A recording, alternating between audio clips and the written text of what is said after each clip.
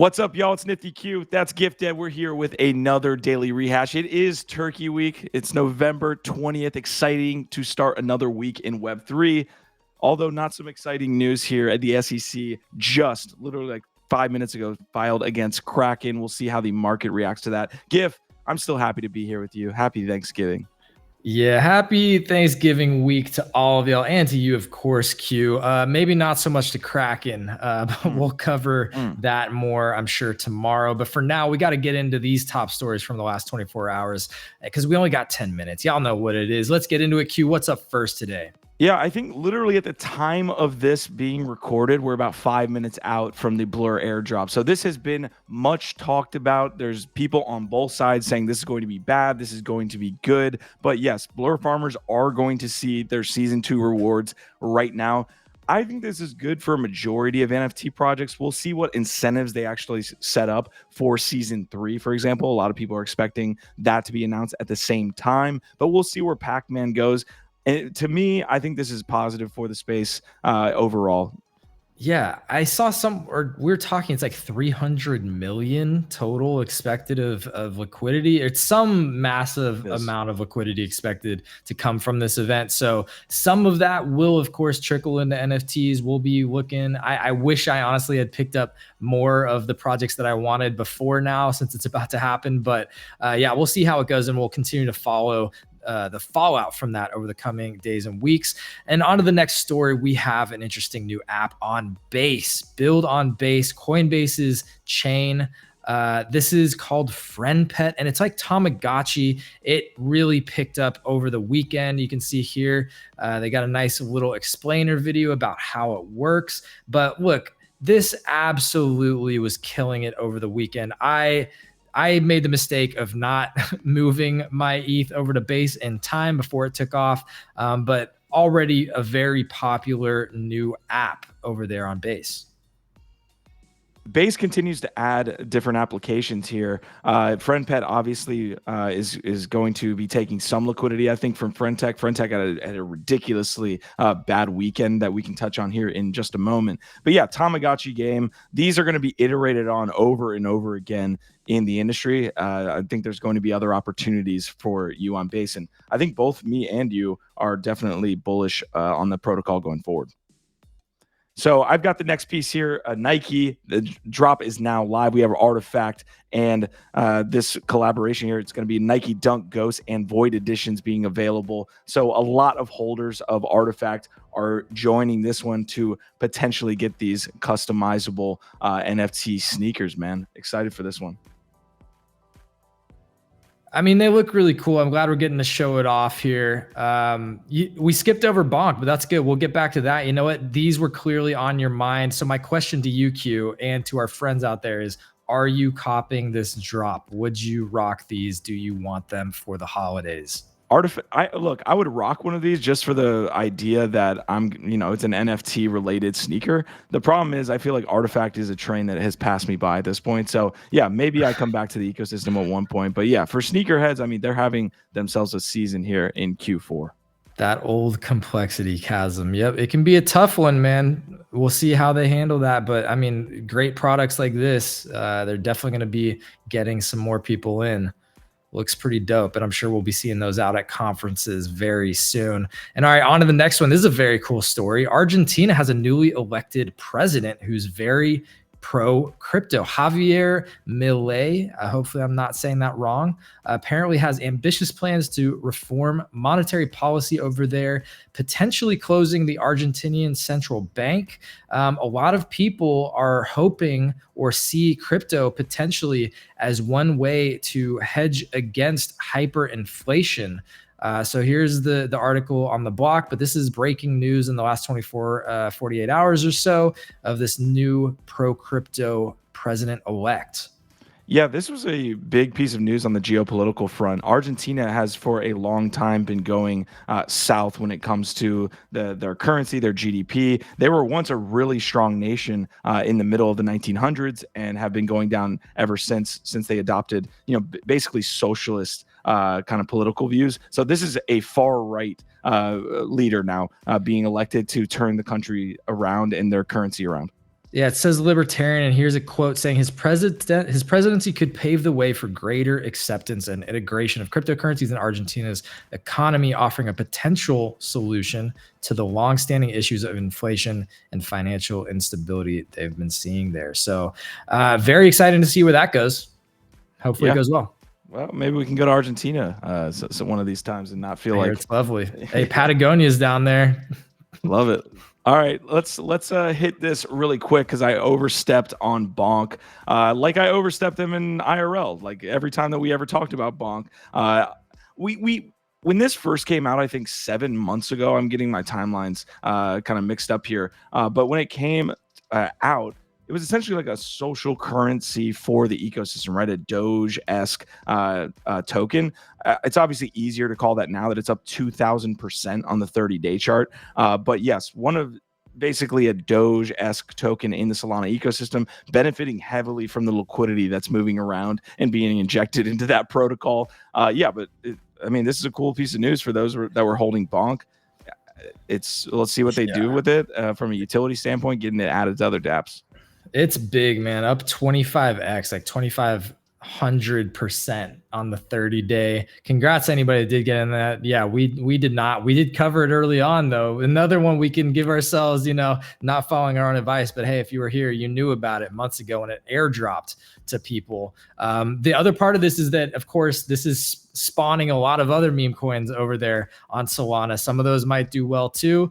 I might even dip my toes into one or two of those. We'll see. But all right, on to the next story. It's Parallel. You knew it had to be. We knew it had to be. We keep talking about it because they keep killing it. They're just doing so well across multiple fronts. Avatars are now up over 0.8 ETH floor. The Prime token topped $8 Q. I don't know if you saw that. I don't know where it's at now, if it's dipped back down below, but it actually shot up past $8. And their 1.5 player AI game Colony is heating up, getting a ton of different updates. I mean, there's gonna be AIs in this game that can use their Prime token and farm different NFTs. It's wild what they're building. Yeah, what Mr. Gon and Kalos and these guys are building is fantastic. I feel like we're kind of beating a dead horse at this point. If you've been following this channel, we've been talking about that. I will say we followed our advice on Shrapnel. I think there's still an opportunity here in the Prime ecosystem, maybe as we continue. But to me, it feels like this NFT gaming or Web3 gaming GameFi meta is picking up. Like people have been talking about it as a narrative for a long time, and we're finally now seeing that people are buying up the blue chips, saying, okay, there's appetite here. Well, and the fact that they have legit game utility in cool games is actually valuable. You see that now. I mean, the avatars, I'm just so bummed that I didn't get into one before now because they are pricey now, but they have real utility for farming Prime in the game. All right, next piece here is going to be about FrenTech. We saw the biggest capitulation event of all. I think there's been 3 now here in FrenTech. The initial run up, and then we had another run after some major accounts kind of fudded and left. And then now this third one has to do with a lot of different things. A lot of it being around kind of racer and teams' inability to respond to the community. These points that came out last Friday weren't kind of well received. They did it for upvoting in this new global system, which is not the way that the points were distributed even a week prior. And then CBB did not kind of ease anybody's pain. They were basically, look, we want to send this up, but we could also nuke it. And they were kind of tongue in cheek about it, but that sent everybody into a panic. You can see here the past 2 days have witnessed a dramatic plunge in TVL, almost 8 million from the protocol that quickly. A lot of people are moving around right now. It's just opportunity cost, I think, is the best way you could put it. When FrenTech first came out, there was no other opportunities. Now there's a ton of other opportunities, and people are kind of running for the hills there. Yeah, great point. Lots of other opportunities. Maybe FrenPet being an example of where some of that liquidity is going. I think you mentioned that. But again, we do our best to cover all of this high level here. If you'd like to dig in further, this is a great thread. Check it out in the description on this video and on our X profile as always, because these threads actually have a lot of awesome insights and details. We're just covering the high level here for you. On to the next one. It's Cool Cats. We keep talking about them too. I don't know that we've really covered this too closely, though. We're getting more details about about this Color Me Cool statue. It is the first customizable statue that they've launched. We might have actually showed this on Thursday, but it's worth bringing up again because I don't think enough people know about it. It's 1,000 free statues that are going to token holders only. They're only available to be claimed by NFT holders through Macys. And there's a contest attached to this as well that I don't think we've really talked much about. I love what Cool Cats has been doing. People are saying that this Thanksgiving Day parade is going to be big for them. I think it's going to be a cool moment for NFTs. Like everything that they're doing outside of this week's Thanksgiving Day parade, like these figurines, is really freaking cool. Their latest releases have been awesome. I think they are moving in the right direction. But the Thanksgiving Day parade, man, you can I think it's being blown over the top. Yeah, and well, probably true, probably fair. I think it's more so, it's less about pumping the floor and more so getting them to a sustainable business model. But you can see here, each of these is equipped with NFC tech, and you have until November 22nd to claim these. So 2 days left. If you have a Cool Cat and want to get in on this or the competition, now is the time. All right, this is a really cool feature that's added to the flooring protocol. Wasabi Perps, basically testnet launching next week. So we're basically having the perpetual futures on other NFT collections. Again, this has a lot to do with fractionalizing things like Bored Apes and then turning them into tokens. Well, this is just building out a utility on top of flooring. So now you're going to be able to do more things with your UBAYC or UPudgies or what have you. That's the real story here, is that the infrastructure for U tokens is being built out even more with these perpetual collateralized futures.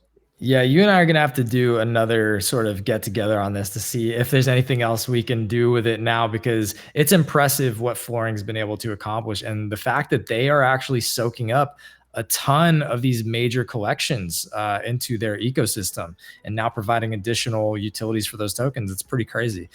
So we'll continue to follow what's happening with Wasabi and flooring. But onto this last story. It's a really cool one, actually. Herbert W. Franca, or Frankie. I don't know if I'm saying that right. I think it's Franca. He is a very, very famous, influential, early computer artist, generative artist, graphic artist. He was creating computer art in like the 1950s, late 1950s. He passed away, I believe, last year in 2022. Somehow there is a bunch of dogs going crazy outside of my window. Now I was going to say, somehow there's an algorithm that survives him that Proof has gotten a hold of, and there's now an algorithm on their website where you can play around with it. There's also a competition around this, but yeah, there's going to be a drop for this very, very famous and influential, important early computer scientist, Herbert Franca. So you can see here is his wiki, one of the important early computer scientists and collectors creating computer graphics and early digital art since the 1950s. So this is just a really cool drop that Proof's got a hold of.